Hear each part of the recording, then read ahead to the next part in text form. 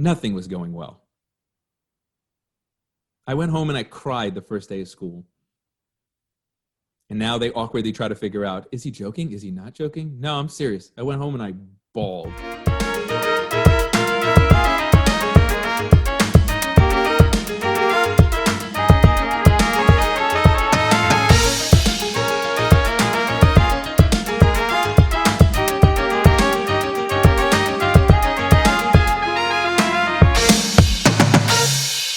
Hola, muchachos. Welcome to the Spanish version of it.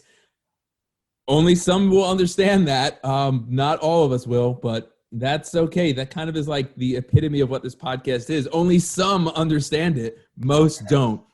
Welcome to the Monarch Experience podcast. I am your host, Mr. Ancona, and we're back for a third season. We have not been canceled yet, which is fantastic, but who knows? It still is 2020, and the way things are going, Monarch Experience is canceled. No, we are still going strong, and we are doing this virtual. I am recording live from the bald and beautiful boutique. I don't know. It's my office. It's the same place that I've basically been living in, working in for a while now. So, yeah, welcome. The bald and beautiful boutique. Wow. When I grow my winter beard, it'll be the bald, bearded, and beautiful boutique. This is not a boutique. I'm going crazy. Welcome to the Monarch Experience podcast, where we are giving students a platform to be able to voice their opinions about what matters most to them. And today we are talking about what's been going well, what's been going terribly, awfully disastrous. I got to obviously condense that into some kind of like title, but that is the focus for today. We're just going to be reflecting and chatting about student feedback, because this podcast has always been about student voice. We don't just talk it. We actually do the walk. Walk the walk. Yeah, walk. We are student voice. We don't just write about it or tweet about it or Instagram about it or Snapchat about it. We don't do any of that. We simply do it. But today we're really talking about just student feedback on what's been working, what hasn't been working. I don't even know if there's really been a lot of opportunities with all this craziness that we've been enduring at the start of the year to really get student feedback on what's been working, what's not been working. So that's what today is. But before we experience student feedback on the 2020 start of the year, we got to give a major shout out.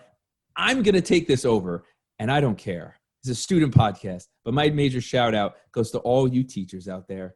I love you. You've been working so hard, and you're so amazing, and I am proud to call myself a teacher when I look around and I see really great people with great ideas going above and beyond, doing amazing things to make meaningful work for our students. So not to get all sappy, but seriously, I love you.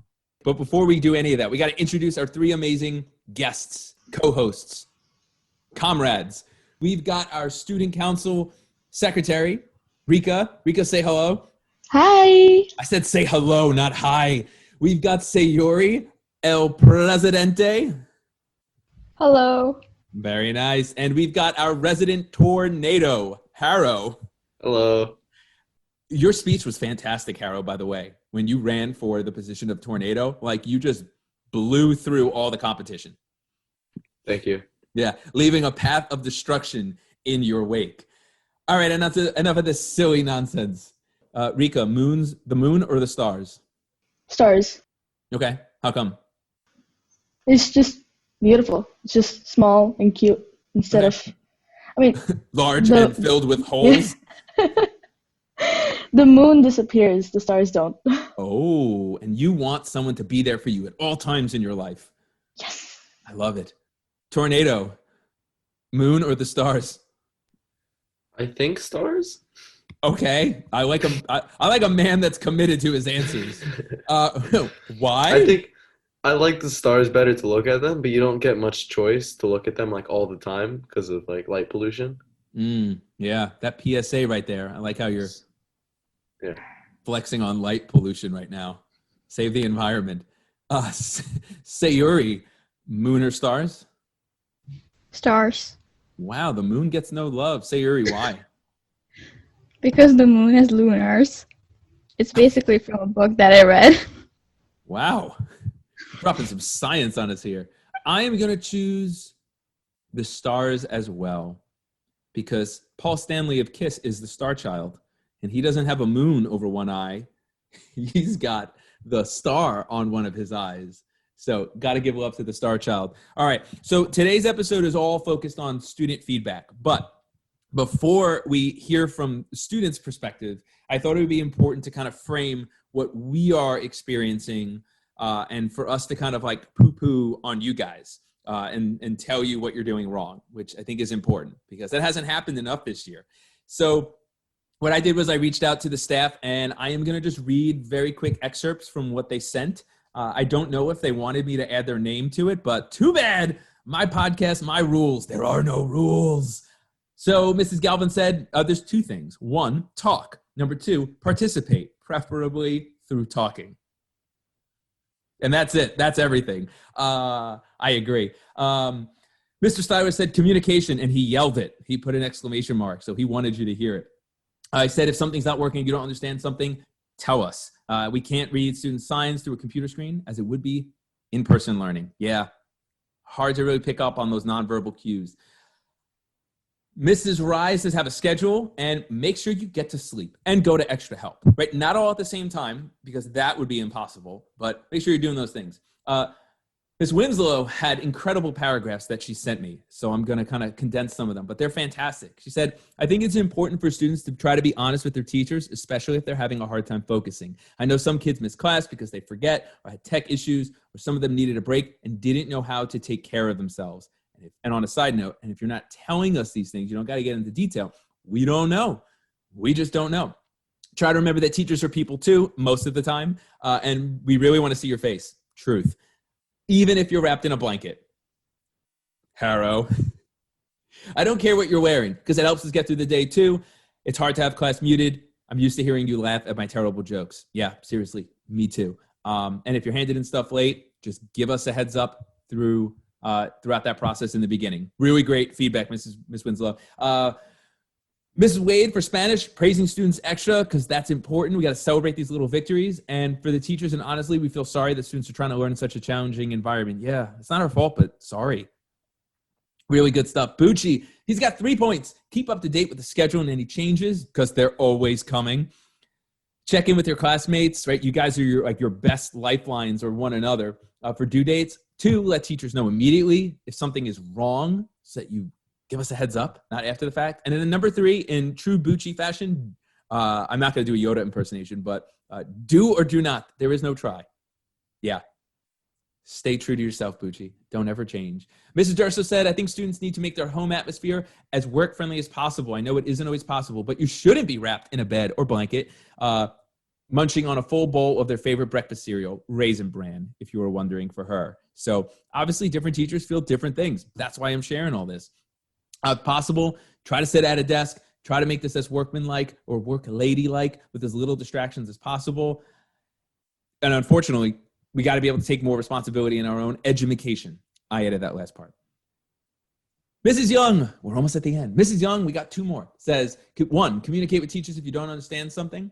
Number 2, checking writing emails should contain a subject and as much information as possible for what you're talking about. Yeah, like the whole subject that you get. Sometimes I'll get emails that have the entire email body in the subject, and then I'll open an empty email body and I'm like, who, what, who taught you how to do this? Nobody taught you. That might be the issue, right? We never spent any time teaching how to send email or email etiquette. Like, hey, bald person, fix my grade or else. Yeah, maybe tone it down just a tiny, tiny, tiny little bit. Number 3, make yourself a checklist, whether on paper or Google Keep, of assignments, right? Crossing things off a list is satisfying. Tell me about it. I sometimes make lists with mundane things that I'm going to do anyway, like go to the bathroom, eat, and then I cross them off just so I feel like I've accomplished something on that particular day. And I'm like, yes, I went to the bathroom, cross out. It's great.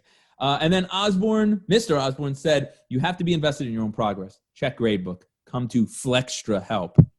I like that. Flextra help. I always thought flex time was we just flexed at each other the whole time. So I got my Gucci bag out. I made sure I did my Zoom session from my right next to my Lamborghini. and right next to my Ferrari, outside of my mansion, that just so I could kind of flex on everyone, so that they knew the millions and millions of dollars that I'm currently just spending. So it's going to make most sense for us to talk about this, because as of the time of this episode will be released, we're going to be back to phase 2, and there's still going to be the hybrid remote learning. So I'm curious to hear from you guys. Now that we heard from the teachers, now it's all you. What went wrong the first week of hybrid? And I know that might be really open-ended. I'm not even going to ask what was going well, because nothing was going well. I went home and I cried the first day of school. And now they awkwardly try to figure out, is he joking? Is he not joking? No, I'm serious. I went home and I bawled. My wife was like, "You're laughing at me, Rika." But yeah, I went home and I had it together. I kept it together. And I was like, oh my God, that was the worst day of my life teaching. That was such an awful experience. My wife said, "How was your first day?" And like a first graders, I just completely just started crying hysterically. And I was like, I hated it. It was terrible. They all laughed at me. I was like, none of them laughed at me. Haro, what went wrong? Where do you feel like as a student side? Because I could talk for hours about why it was a disaster for me. What was it like for you, man?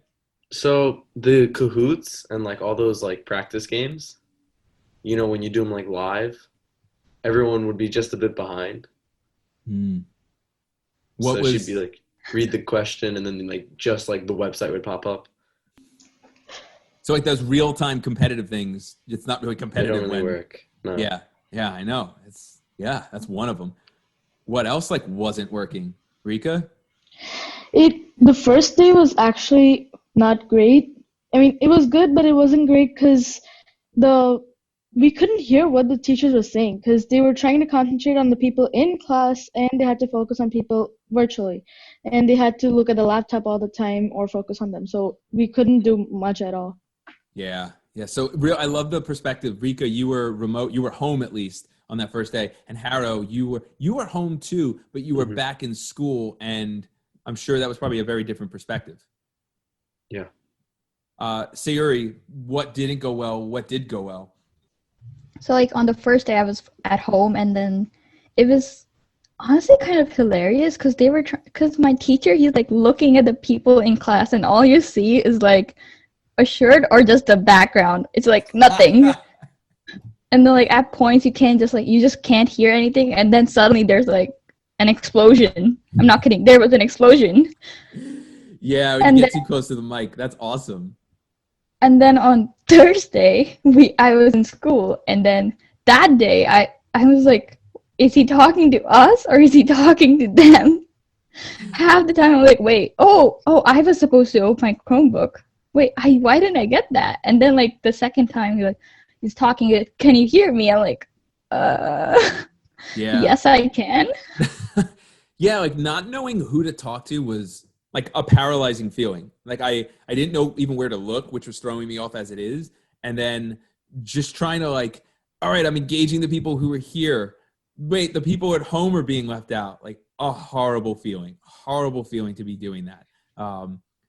Haro, how sweaty was I on the first day? You were at home, so you probably could. I was blinded over the camera. Dude, I was like drenched by like the end of period 1. Like I think I even had to tell them like in person. I was like, I'm normally not this like profusely sweating. It was bad. Yeah. And then when I went home and I was sweating from my eyes. First day in school, some of you were in person, and then we're like, we're all at home.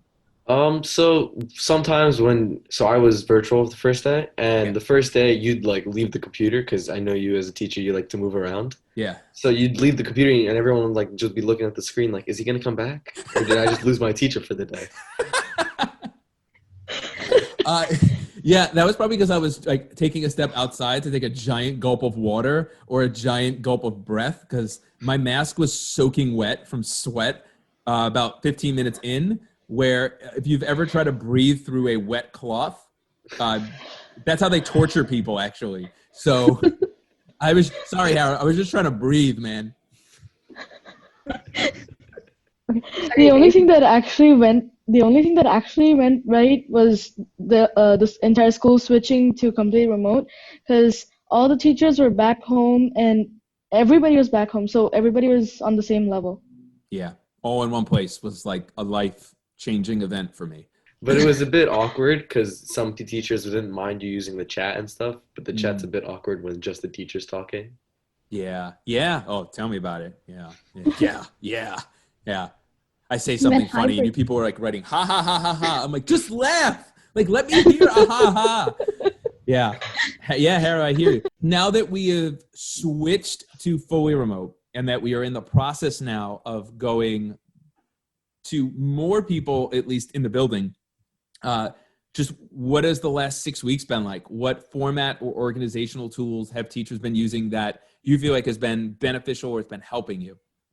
So our teachers have been using Paradex and slideshows. They've been using daily agendas and Google Docs formatting techniques, which I think they're specializers in, because those Google Docs and agendas have everything in it. They have all the assignments linked and the Zoom links, tables of information, and everything.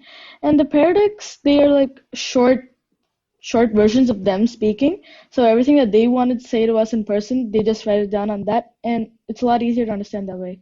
Sayuri, go ahead.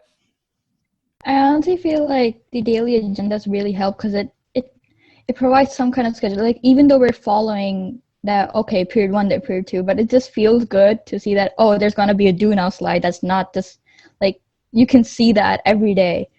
And also like some of my teachers, they have like the schedule like Achieve on Mondays or like Study Island on Tuesdays. I can't remember at the moment, but like that's basically an example. And I really like that because then I know when I have something due and I would like plan everything accordingly. It's like, okay, I have a Study Island due tomorrow. Should I do it the day after? Because like there's also one next week and I'm like, should I just finish all the week now? Or because like other subjects, you're like, okay, what if I get like homework in all the subjects? And then you're like, oh, I don't know what to do now. But like when there's the schedule, it's like I can arrange everything and I can be peaceful. Yeah, I love that. Sayuri, it's time management, right? It's a tool for you to be a better time manager. And in this setting, I'm not going to say more than ever. I really don't like that phrase. But in this setting, more than it has been in the past, being an independent learner and being able to time manage is so important and linked to who's going to succeed and who's, for lack of a better word, not going to succeed. I think that would be called fail. Yeah. It's Marlboro. We can't use that word. We have to use euphemisms like you will either succeed or you will be approaching success. So what format and organization, here's your opportunity to talk not just on behalf of yourselves, but on behalf of maybe even peers or friends, because that's what this podcast is. You're 3 individuals, but you're also speaking on behalf of students, and not to flex on anybody. We're downloaded in 34 states, over 15 countries. So this isn't about necessarily like just you 3 and your experiences, get it? Experiences, Monarch Experience. And like, but also not even like memorial. So it really is about like what's not working. What don't your teachers know? Maybe they're trying to just survive and they just barely know what's not working. This is your chance. What ain't working? The chat. The chat. What about the chat? Because Haro, I have opinions about the chat, but nobody cares about my opinions. I mean, the chat works a little bit, yeah, but when like your whole class is just using the chat, it's just no. Yeah. Why no? Why just no? Because you kind of have to check everywhere. You have to check the chat and you have to hear who's talking, and then you have to like still pay attention to what you're doing in class. Yeah, it's just like so it kind of stretches you out. Yeah, great wording. It's hard to. I know on my end, there's moments where I'm like, oh my goodness, like speak, somebody speak, and then I'm like, oh, the chat is happening, and I'll be like, these are great answers in the chat. Yeah, it's hard. So Haro, is that a dig at me? I could take it. I'm a big boy. Maybe just your atmosphere of your classroom. Okay, no, that's fair. That like me being lenient with the chats just for you, and I'm sure for others, it's just not working. What do I got to do? I can't threaten them. I'm going to ring on your doorbell and yell at you from 6 feet apart. I think some students feel like that when you start talking in a Zoom call, everyone starts to listen because you're like in their ear. Mm-hmm. You know, in classroom, not everyone is like, Yeah. I guess you could say, listening just to you. Yeah. So some people might get scared in a Zoom call or may feel awkward. Yeah. I think that's fair. I appreciate that, Haro. What else do you feel like is not working? Rika, go ahead. This is the first thing is basically like a technical issue, but sometimes the Zoom really lags, or when the teachers are posting something on Google Classroom, it's not scheduled for the right time. So it just really gets messed up. Everyone's like, what to do? Yeah. So and some teachers, while they're getting out of another class during that transition time, they sometimes they forget to post the Zoom link. And again, everyone's like, what to do? Yeah. And like Haro said, the chat is sometimes not working because some teachers, they don't the settings don't work where they don't let us privately chat them, or because they change it to private, they don't let us chat with like everyone out there. So that's not working either. Yeah, I hear you. But do you think honestly, doesn't that like system enable people or like motivate people or like make them talk rather than just type in the chat? Because like I know one of my classes, the chat is like available for everyone, and everyone's just like talking about Chick-fil-A and like random things. Yeah. So I don't know. I kind of feel like somewhere in the middle with this. Like I feel, and this is where I'm so torn. Like I've communicated and talked to my classes and said, like, I want to hear your voices. That is so much more conducive. My favorite word, if you're keeping score, that is so much more conducive to learning and to an actual like atmosphere that is even moderately enjoyable and possibly even successful. But at the same time, my shy people like live in the chat, and that's how they're contributing, and that's where their comfort level is. Whereas if I force them to talk, even if we're in person, those are people maybe who kind of like skate by. I don't want to say skate by, but they just aren't comfortable in that setting talking. And I know there's some people who are going to be like, well, too bad, learn to talk. And then there's other people who are like, well, if that's your comfort zone, you know, let's let you thrive in that comfort zone. I've got people who kill it in the chat. And I just know that they're just not as comfortable talking, but it's a way for them to at least to chime in rather than I got to unmute myself. I got to somehow get an opportunity. There's 27 people in this room right now, and I got to try to get my point across. Nah, I'm good. So that's kind of where I am, where it is hard. Do you think it's a crutch, the chat? Rika, go ahead. I actually don't think it's a crutch because most of the people who usually use the chat are the people who are having some technical issues. So most of the times when the teacher calls on that person and they're ready to give an answer, that's when everything goes haywire. So they either glitch out or nobody even hears them. So that's when most people actually use the chat. Yeah, that makes sense. Or I'll get like the bathroom. People just say bathroom, and I'm like, how many times do I got to say, like, I don't care, go. You don't have to tell me. You're in your house. You're like 14 feet away from a potty. Just go. And for those of my students who are listening that haven't picked up on this yet, I'm not trying to be mean, but when the only thing you say in the chat is bathroom, and my response then is kitchen, I thought we were just naming rooms in your house. And I live in a mansion, so I could beat you in the amount of rooms in the house. It'd be like bedroom 1, bedroom 2, guest bedroom, guest foyer, hallway, dinette, dining room, formal dining room, living space, man cave, woman cave, he shed, she shed. Yeah, and then I'm the one that's polluting the chat because I'm just nonstop naming rooms, and people are like, "Dude, I just had to poop. Leave me alone." Sayuri, go ahead. What else?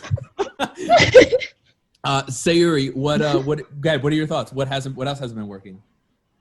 I mean, besides the chat and other technical issues on Zoom, I feel like some teachers rely on the students too much. I mean, I understand that because the students have a job of learning. Like, you have to be coachable, teachable to be able to so that a teacher can teach you. Great phrase. But like some students like don't want to talk at all. Like I know I've been in breakout rooms like every single one of my classes now, and then half the time I'm like the one like, okay, so do we want to do question 1 or are we doing all the questions and then discussing? But like even after a breakout room, the teacher expected that students will always talk. So like sometimes I know this one time I was like, ask for help. I'm like, no, nothing comes. I'm like, should I just leave the breakout room? So like breakout rooms are kind of a problem, but like one of my teachers, she has like 3 screens. So now she's like in every single breakout room. So I think that works really well. But I mean, I understand not all teachers can do that because there's not that many devices. Like they don't have all that. So like breakout rooms aren't the best idea from my perspective. Yeah, they kind of work in theory a lot, but they are very tough to actually facilitate. Sayuri, I love your wording there. I want to just quickly jump back to it. You said that we rely on students too much, but students kind of need to be coachable, or like, I think that was the phrase you used. And I love that. Like, I think it's so true. I definitely rely on my students to drive their education. And I really feel like my students should be the ones that are the drivers in it. They shouldn't be passive. They shouldn't be just passengers kind of hoping that I take them to that place. I kind of think of it as like, we're going to go together, but like when we get out of the car, like it's you that has to do this work. I just took you there and that's it. And now I'm here just in case. And we can make some kind of analogy, whatever that is. I don't know, fishing. I can't fish, but yeah, I think Sayuri, I think you worded that really, really well. Haro, do you want to get in there, or did you just flinch? I agree, but I feel like with the virtual, I feel like it's a bit harder to connect. Yeah. So I know that you mentioned like Mr. Bucci. So I know him as my digital design teacher. Before class, he has these little polls just to get a conversation going, which works well. Mm-hmm. And it's like it's hard to just get it running. Yeah, and I mean like in person, right? You had a poll up every day. If that was in person, if this wasn't 2020. I mean, how great would that be as an atmosphere? Mm-hmm.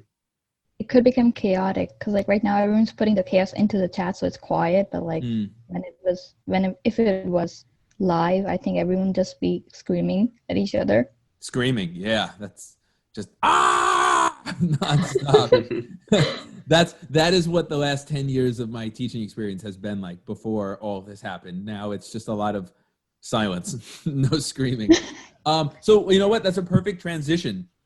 Haro, it's almost as if you had access to like a pre-planning doc where we were able to like collaborate together. What has been working for like creating that classroom community that, let's just call it what it is, creating that relationship, that bond between student and teachers. And I know for some students, they're like, I don't need that. Don't care. Give me the work. I'll do the work and that's it. Or they'll be like, give me the work. I won't do the work. I don't care. But I really like to believe that the majority of students, that community, that relationship building is the most important part. Nobody comes back to me and like emails me. Just got a former student email today. It felt great. But like nobody reaches out to me and says, hey, Ancona, that one day that we learned how to do hooks and where you gave me feedback on my statement hook was really beneficial to me now that I'm a 22-year-old person leaving college. It's more of like, hey, I miss you. You were awesome. I had so much fun with you. What do you remember? Nothing. So like, I think those communities like Haro you were talking about with Bucci are so important. I'm not going to say now more than ever. So what are teachers doing that aside from like Bucci's got his polls, shout out to Bucci, you're the man. What other things that are working for community? Rika? Yeah. All my teachers have extra help periods, which they actually work a lot because there's a lot of homework questions. Since we're not able to see them in person, we really, especially in math or social or periods like that, if we don't understand anything, we can just pop into the flex and we can just ask our questions, and once we're done, we can leave. So or we could schedule it so that the teachers know what they can expect and they can just help us easily. But flex and extra help is really helpful. That one-on-one time, I think you get to really know like the teacher and your student so much better. What else has been working for community or for like all that emailing stuff? teachers? I feel like last year I used to email and I used to wait like 2 days for a response. And this year it's brief, it's quick, and you just get an email back within like 10 minutes. You think that's going to continue? No matter what the year has in store for us, plague of locusts, maybe, who knows? You think that's going to continue, I Haro? think maybe it'll be a little bit in the middle because there are still all virtual students, but we are going back, so it's a bit easier to stay like in with the class.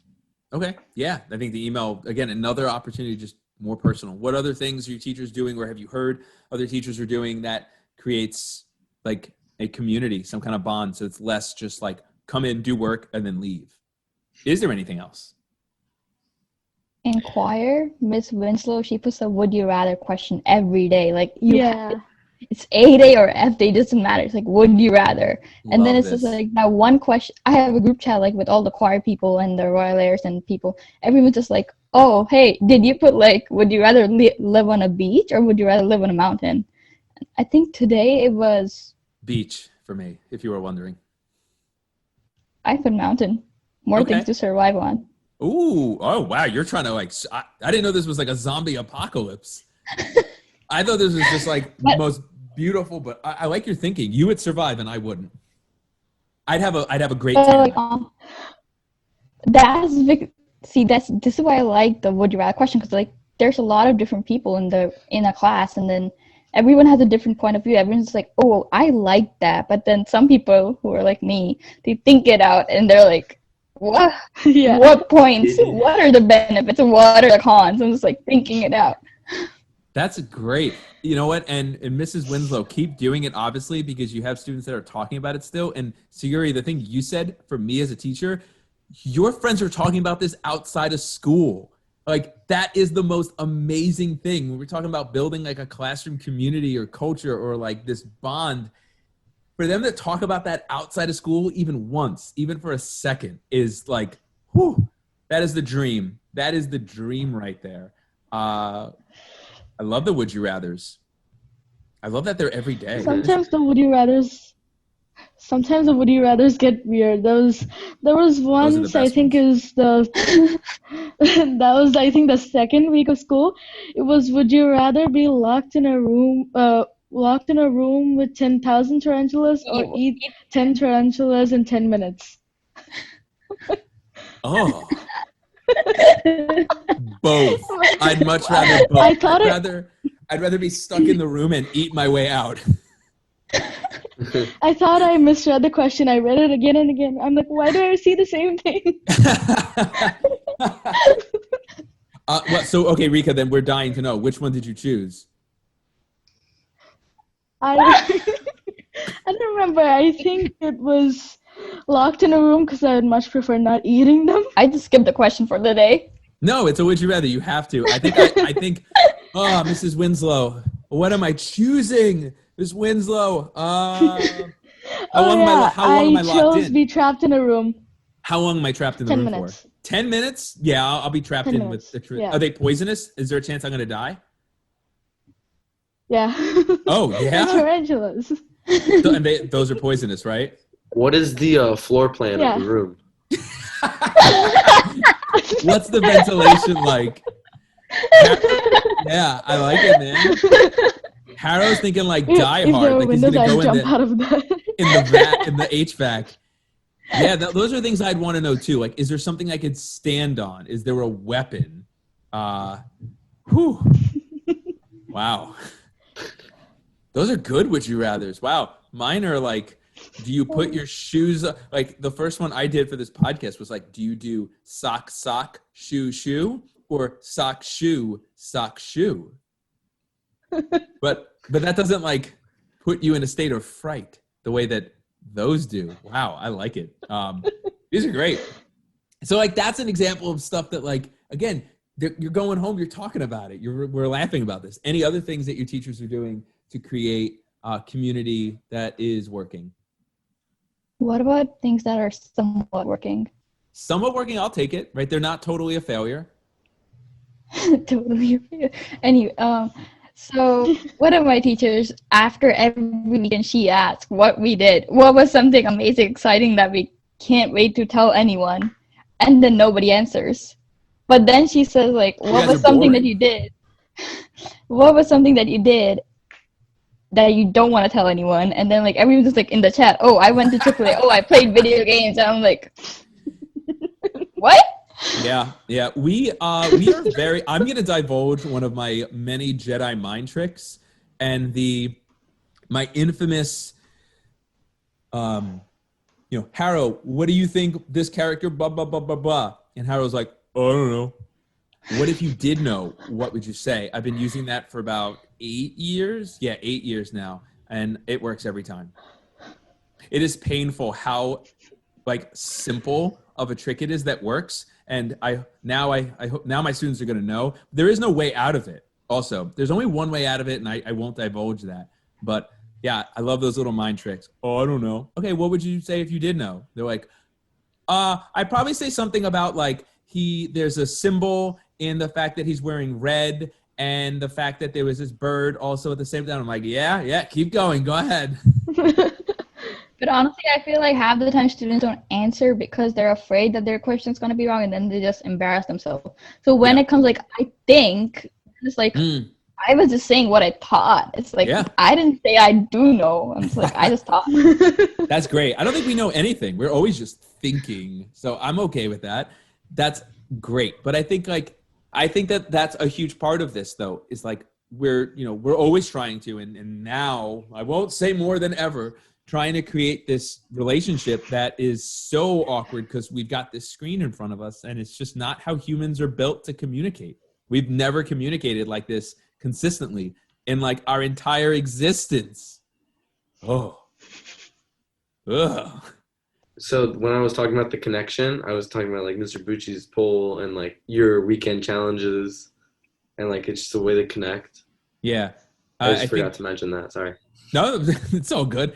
The whole intent of the weekend challenges was really also just to get you talking, and also for us to have people. I think humans bond over shared experiences. So when I give you a shared experience, go the whole weekend without cursing, or go 3 hours this weekend without looking at your phone, or call someone you've never called before and have a conversation. The idea is, even if 10 of you do it, 10 of you now have a shared experience. Ugh, that was so awkward. Yeah, it was awkward. I kind of liked it, though, I think, talking to my friend on the phone. Yeah, I hated it. It's wait, you talked to me on the phone. And that, I think, creates, that'd be awesome. It creates, that community. So I appreciate that. Thank you.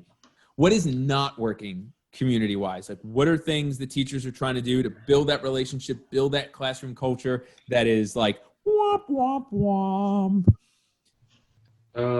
Well, I think that teachers need to engage your students a bit more, and I don't want to be redundant. I feel like we're just emphasizing a point that maybe the chat, if it's not reinforced so much, that maybe people won't use it as much.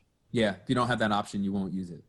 So so it's so interesting hearing you guys kind of say that the chat is a thing that is killing community.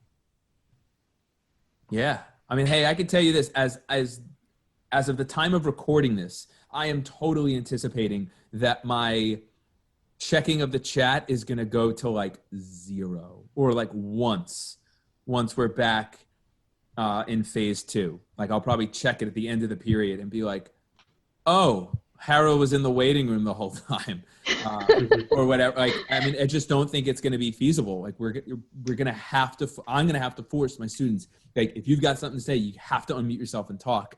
Which is what I've been saying for 6 weeks. Haro, the music, for me, this is the benefit of having a student that is on the podcast that I have as a student in my classes. And we didn't write anything about this, so this is totally off the cuff. The music, is this a great song or is this not a great song? I love that. But okay, yeah. Sometimes when I join and I'm not expecting it and there's just country music blaring or whatever you're trying for the day, you're just not expecting it, and it just hits you, and you're like, wow, I'm listening to that. Yeah. I hit you with some Darius Rucker, which I knew was not going to maybe go over that well. You're liking it? Are you getting that vibe from other people? Yeah. Okay. I was curious, if it was working, not working, or if people are indifferent. And the last thing I want is them to just be indifferent. So that's good to know. It's good to know. It's going to be a little harder next week, but we'll keep doing it. There's endless amounts of songs. What do you feel like is unreasonable in this learning environment? Rika, go ahead. I find it unreasonable that there's literally a deadline on Google Classroom. So if you don't turn it in, it comes up as if you don't turn it within like the minute that it's supposed to be turned in, it says that it's missing. And when you turn it in, it comes as turned in late. So sometimes the teacher might think that it's actually late. Or, I think once I actually finished it, but I forgot to turn it in. So my teacher marked it as incomplete. Wouldn't that be late though? So, just for kicks and giggles, to play devil's advocate. Because I've had students that are like, my stuff is due, it's like 7 a.m. I want you going to sleep, done with my work. And it's just so like, and I've had people go, I turned it in at 7:01. I'm like, why'd you wait until 6:59 to log on? You're like, oh, I like to live on the edge.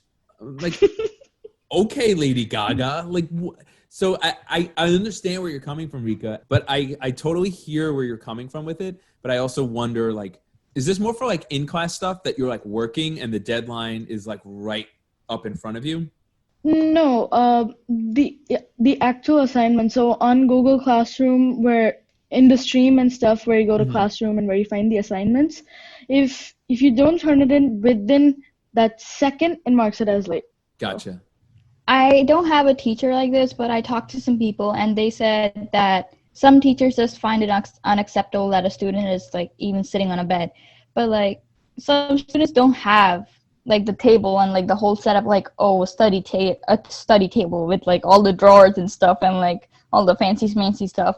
But like some people can, and then like there are people with siblings in the house. You can't just go sit in like the dining area or like, because like suddenly there's like somebody just screaming in the background or like your mom vacuuming.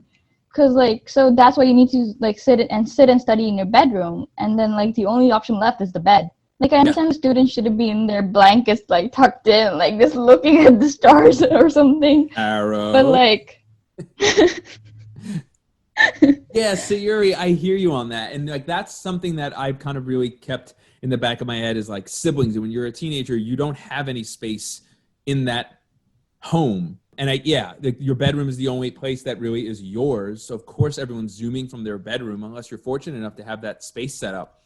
I am just icky about, I just use that word, but I am icky about the thought of like, I'm teaching you and you're in your bed. Like that weirds me out. And I don't know if, I'm hearing all this and I totally understand it. And I've never told anyone like, get out of your bed.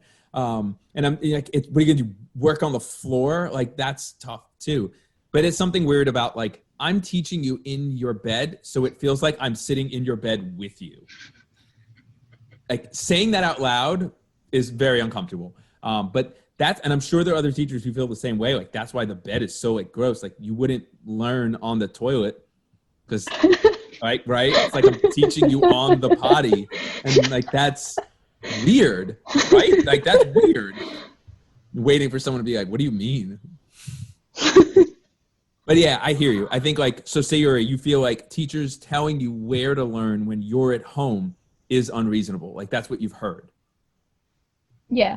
Yeah, I think that's fair. I mean, what other things you feel like are unreasonable? I find it unreasonable to like really focus because every time we're just changing the schedule, so it's hard to see if your day ends at 11:45 or if it's your lunch break. Yeah. Sayuri, what else do you feel like is unreasonable? I'm sorry to like bring the chat back and like participating in class, Bring it but back. I find it, but like some teachers are like, oh, you just cannot use the chat. I'm just gonna ignore the chat. If you say anything, you're not gonna be heard or like read. I don't know, but like some people are, I'm an ambivert, so I like to participate and I don't like to. I'm like I'm in between an introvert and an extrovert. Like different days I have different moods. So like the days I'm like I don't want to participate, you're like, but like at the same time there's that one part of your brain that, oh, you should participate, but I'm like I don't want to talk. I just don't want to open my mouth. I'm just like like, oh, a chat. Why don't you use that? But like then there's a the teacher like, oh, you have to talk if you want to say something. I mean, I guess it's fine for the extroverts, but then there are the others, the other 2/3 of the class. They're just like, I don't know what to do. I feel like for me, for my own self, like I feel like that's unreasonable for me to expect all of my students who are all very different to be forced to contribute one way. Because I think we all contribute things in different ways. We all bring something different to the table. And I think to be like, no, I need to hear you speak. I don't know. I feel like for me, I kind of agree personally. Like I think it is a little unreasonable to demand that. Rika, go ahead. One thing that I find, I mean, right now, because we're shifting schedules, that's what I find a bit unreasonable. Because yesterday was the first day that we were back to the half-day schedule. Yeah. So before that, when we were in our normal virtual schedule, we had the 10-minute breaks, so we could go and grab a snack. And before that, we had enough time before the breakfast and everything. We had enough time for everything, but now we just have to wait until the entire school day is over. So that's like 4 hours at least together. And then after that, we have to have lunch without anything in between. Because like sometimes that just causes a headache for me. Yeah, no, hey, I got to eat. I hear you. I think, the half day is like a full-on learning sprint, whereas the other schedule, which was beautiful, was a much more methodical paced marathon that you were meant to pace yourself. Give yourself time for you, which was important. Really well said. The lunch break actually made it feel more like we were at school. Yeah. Hey, that is so important. Even just that, to make it feel like things are somewhat normal. Love it. Haro, thoughts? I think it's unreasonable to, I guess, expect your students to just call out the answer when you're like screen sharing, because you can only see like 4 students, and some teachers prefer you raise your hand. Some teachers prefer you just call out because no one really talks. Yeah. So like it's hard to remember, hey, this class she does like calling out, in this class she just calls on people. Yeah. I feel like that when I don't pay attention in the virtual class, I feel like I miss a lot more within like the 5 seconds than I would if I wasn't paying attention 10 seconds in like actual class. That's a very interesting point. I wonder if it's because it feels like a sprint virtually and you're in a comfortable setting, your bedroom, your home. So there's no, like, it's kind of like when you go, I mean, like if the first time some of you went out at all, once restrictions started getting lifted, wasn't it kind of overwhelming? Yeah. Like, and even for our listeners, like think about that first time you went out after maybe not literally leaving your house for maybe days, weeks, or maybe even months. Like that shock to your system, you probably were exhausted when you came home. And you're like, all I did was just go food shopping with my dad. Why was that so exhausting? It's because like the external stimuluses you were experiencing were like person over there, person moving, person here. Oh, I got to make sure I don't walk into that thing. Whereas like in your home, you're just like, you're comfortable. You could zone out and so much easier. Whereas you need to be on alert when you're out so that you can survive in the mountains. Right, Sayuri? So you guys have been so amazing. And what's been really great about this year, even though a lot of things have changed, student council's kind of been repurposed for the year where they're going to be really strictly focusing on helping me bridge that gap between idiot podcast host and the students, so that students are able to kind of hear a lot more topics, get a lot more episodes, get a lot more student involvement in the Monarch Experience podcast and what they want to hear about. So there's no topic that's ever been shot down ever, unless it's literally like, well, I don't know how we would talk about that. Like, what's the purpose? We can't just talk about like, I don't know, tables. It's got to be like a purpose. So if you are someone that is looking to get on a future episode, obviously you have, and our student council will be formally introduced at a soon time, at a theater near you. And they will be a great middle people between you and me so you can talk to them. You're obviously more comfortable with them, a lot of them, but you are always welcome to shoot me an email to let me know at mancona@mtps.org. Right, you know my email. And let me know what topics you want to either hear about, what topics you want to get on for a future episode. I usually try to get about 2 to 4 students each. So once that kind of fills up, I cut it off just because too many voices doesn't go over well. So, reach out to me. There's no topic that is ever a no. It's just a matter of like, how do we make this listenable for 34 states, 15 countries? How's that for flex time? Please make sure that you subscribe so that you can always get notified, especially now, right? This is not like because I'm going to be an influencer. It's not that. It's because with us being virtual and there's no announcements so far as of recording, and not getting to see students in the hallway or anything like that. It's really going to be, if you're trying to stay up to date on the podcast, that's one of the best things you can do. You can always find our episodes at our hosting platform, anchor.fm, or anywhere that any good or decent podcast can be found. Stitcher, Spotify, Breaker, iTunes, Google Podcasts, Yahoo Podcasts, Firefox Podcasts. I'm totally making things up at this point. We have a 5-star rating. Find us on social media. On Snapchat at the Monarch Experience Podcast. Look for the logo. Look for the bald dude. That's you? Yeah, of course it's me. Who else would it be? Look for or follow us on Twitter at the Monarch Experience. And until then, stay hungry, stay healthy. See ya.